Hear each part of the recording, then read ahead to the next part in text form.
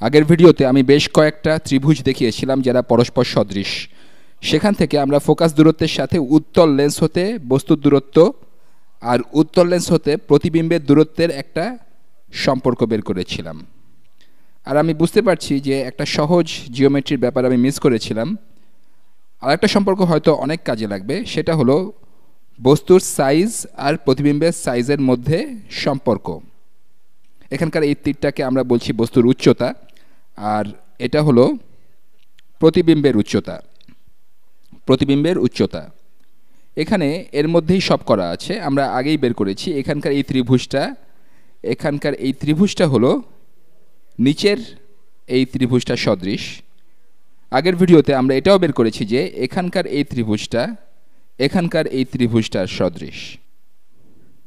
তাই বলা যায় এ আর বি এর অনুপাত, আমি এটা উপরে লিখেছিলাম, আমি আবার লিখছি, এ আর বি এর অনুপাত সমান হবে, এই দুটোই আসলে এই দুটো সদৃশ ত্রিভুজের সমকোণের বিপরীত বাহু।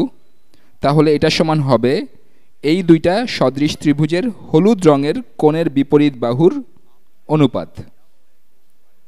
এখানকার এই হলুদ কোণের বিপরীত বাহু, তাহলে এখানকার এই ত্রিভুজে যেহেতু আমরা আগে এ লিখেছি, এটা হলো এখানকার এই উচ্চতা।